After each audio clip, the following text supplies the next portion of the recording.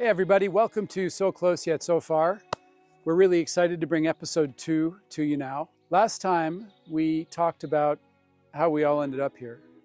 This time we're going to talk a bit about the heart of the house, the kitchen, and some of the basic systems for how we keep it warm and nice in the wintertime. It didn't look like this when we took it over, and we've still got a lot to do, but the inside's in pretty good shape. So this episode's going to be about that.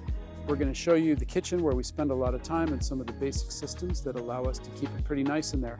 There's one other thing that I wanted to share, and that is that Zach and Matthias and Malou and myself didn't know anything about doing any of this stuff when we started this project, right? So it's probably true that if we had known the scale of the challenge when we started, we'd have never dared. But if you're out there and you're thinking, I'd like to move off grid, I'd like to build something, I'd like to restore an old house, but I'm not quite sure that I know how, I would challenge you to try it. We've had an amazing time over the last year.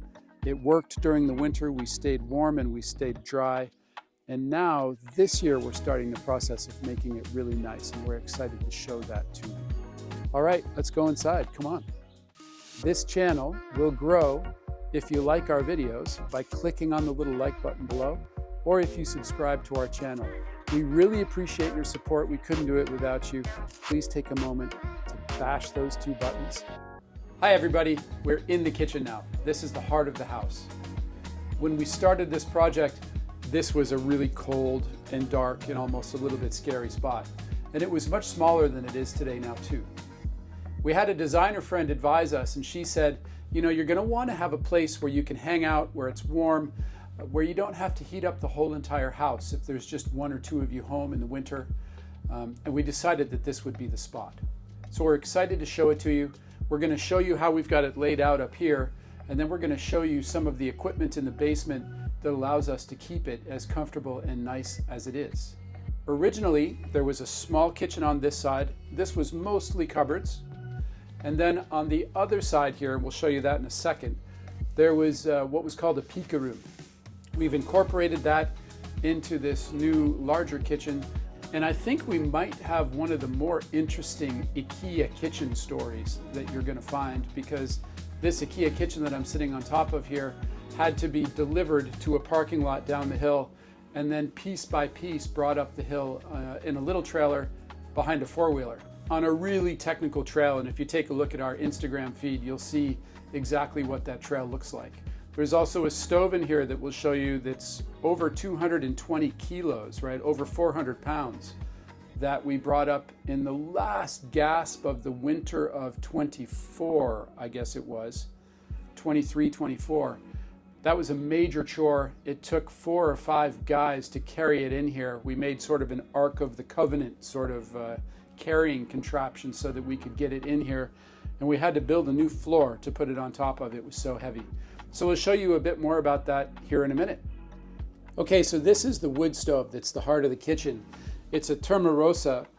It's a combination wood stove, cooking stove, oven, so baking stove, and it also heats water. And it sends that hot water to a heat storage tank, basically a 500-liter heat storage tank that sits in the basement. And then that holds warmth that then circulates to radiators throughout the house.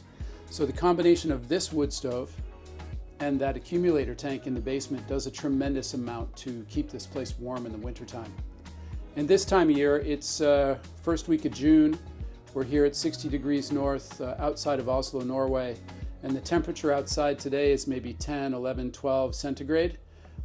It's really nice to have a fire burning in here now as well. So we thought we wouldn't be doing much cooking on this thing in the summertime, but it turns out the house is so well insulated against warmth from the outside in the summertime that it's nice to have a little fire burning in here from time to time. So we'll show you the back side of the stove. There's a bunch of copper piping that leads down into the basement to that accumulator tank that I talked about. There's a relatively small firebox, so it's super efficient. This meets all modern, clean wood-burning stove requirements. Little storage box underneath it. Nice oven that right now is a little bit above 400 degrees Fahrenheit or 200 degrees centigrade, so plenty to bake whatever it is that you'd want to bake. You can cook a number of things on the top at the same time. super effective cooking system, and it does a nice job adding a lot of heat to the house as a whole also. That accumulator tank in the basement is then connected to 9 radiators that are throughout the house. There's 2 upstairs, there's a big one in the stua or the living room, and then there's smaller ones placed other spots as well. So this is really a critical part of the heating system. We live, though, in a forest of Norwegian spruce where many of the trees are not doing too well, and we can't cut down, obviously, all the trees on the property and beyond. So we end up bringing in hardwood. We bring in birch, which is the most popular hardwood here in Norway, and burn that in here, and that works super well.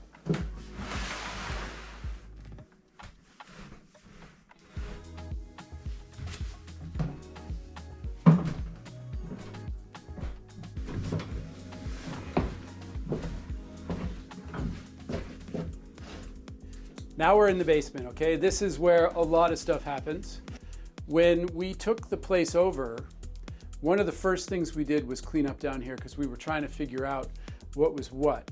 There was a big pile of stuff over here on the floor that looked like a pile of really nasty mold or something. It turned out that it was a piece of fiberglass insulation that had fallen out of one of these areas up here and then onto the floor. So it was a relief when we figured out that that wasn't anything we needed to be scared of. There was a ton of crap and garbage down here. There were lots of old pipes because there used to be some sort of old boiler system and water distribution system on this wall here. And then over here, there was a pail on the floor. And in that pail, there was some water, and there must have been like 30 mouse carcasses, because I think what they had done is crawled up the outside of it and then tipped over into it and not been able to get out. So there was quite a cleanup job. Today, it's super tidy. Because Zach did a great job cleaning up. And now we have basically the fresh water system over here in this corner, which you can't see now, but we'll give you a view of that. We've got the electrical system over here. These blinking lights on the floor are from our batteries. There's 20 kilowatt hours of batteries here, which is somewhere between 20 and 25% of a typical electric car. There's the DC system, 48 volt DC system that links to the batteries, and also links to the solar panels on the outside of the house, as well as the generator that we've got in the back. And then we've got the 230 volt AC distribution for normal power to the house. So with this system, the house operates like most houses.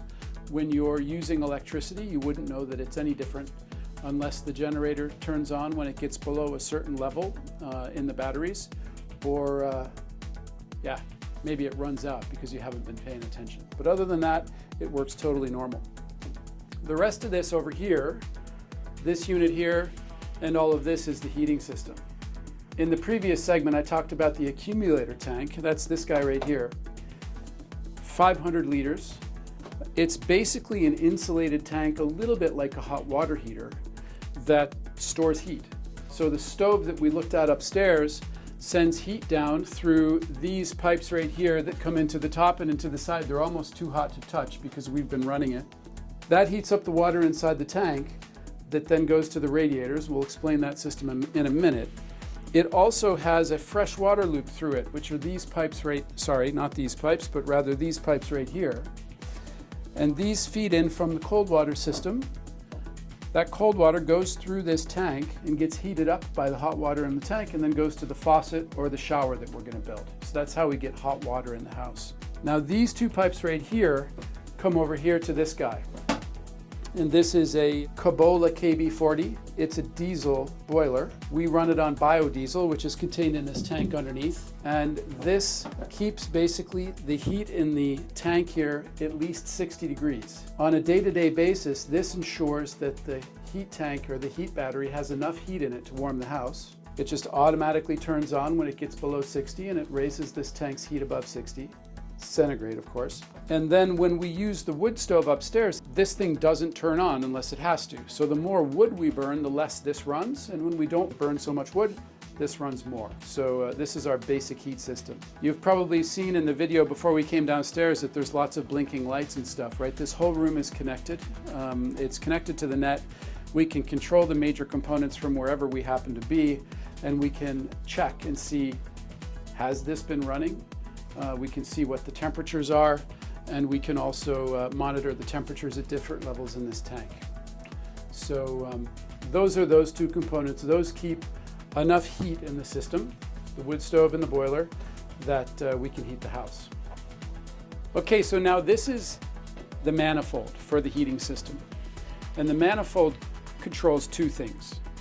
It controls circulation, and that's what this pump is, between the system downstairs and the wood stove. And this pump is set to only turn on and circulate water between the accumulator tank and the wood stove when the stove is over 60 degrees centigrade. So when it's not running, we save the energy, and when it's running, we use a little bit on keeping that loop going. The stove cannot be run, can't be burnt. There can be no fire in the stove when there's no water in the system. So it also sort of cools off the stove. So this is a stove that can only be used with water. The other half of it controls the radiator system. This little computer here manages how much heat is being sent to the radiators. So right now, there's a sensor that's upstairs above us in the hallway, and that sensor determines whether or not this shunt, it's called, allows hot water to pass through or just circulates cold water. This one circulates the whole time. So since we've been standing here talking about this, it's gone from sending purely cold water to sending sort of lukewarm water. So the temperature upstairs must be dropping. This is programmed to let the house cool off during the night. Starts at about 11 p.m. or so. And then before we get up in the morning, 6, 7 o'clock, this thing will go all the way toward the heat side if it's cool in the house and send lots of heat out toward the radiators. So right now it's sending 28 degree water to the radiators to provide a little bit of heat in the house. It could send as much as 60 if it wanted to. These are the radiator manifolds down here. This one here is the return. This is the cooler water coming back from the radiators. And the one that's slightly above and behind it is the hot water, right? So, and you can see an example here. This radiator, which is way over dimension for what we need down here because the system provides quite a lot of heat in itself. This one is connected to the upper and then out through the lower. I'd be surprised if we used this one much at all this winter because we've got some exposed piping down here and that provides quite a bit of heat. So we'll get more in depth into some of these systems, more in depth into how the electricity system works, and also a little bit more in depth in future episodes on how all of this was estimated. I'm not a plumber, I'm not an electrician. I've had some help from both, but I've done very much of this myself. And ChatGPT has been an amazing resource. I found that ChatGPT does really well when you're working with equipment that has user manuals, these types of things, right? Because it can consume all of that information really quickly. Also works really well with estimation where you have equations that it can leverage, right? So we've used it quite a lot to dimension radiators given the size of rooms and all of this type of stuff. So you could say that a lot of the heating system in the house is at least partially ChatGPT designed. So the kitchen's the heart of the house. We spend a lot of time there. It's nice that it's warm there, but it also plays a critical role in heating the house overall. And down here in the cellar, we've got a pretty high-tech, very connected, a lot of IoT down here, and it does a super job keeping the house nice and warm. Hey everybody, that's what we had planned for episode 2. We wanted to show you the kitchen. We wanted to also explain how some of the systems work. That was maybe a little bit wonky. We're curious to hear what you think, if that's the sort of stuff that you're interested in, if you're looking at off-grid solutions or curious about what it would take to do a project like this yourselves. We'll continue to dive into some of the choices we've made, and we'll show you a little bit more behind the scenes as well. Today was a lot about how the system we've chosen functions, but we're also keen to show you how we thought about which system to choose, etc. So good luck with your own projects. Remember what I said earlier on, if you're thinking about doing it, you should. And we look forward to seeing you next time. By the way, if you have comments or questions, we'd love to see them in the comments field. And please do like and subscribe. Until next time, thank you very much.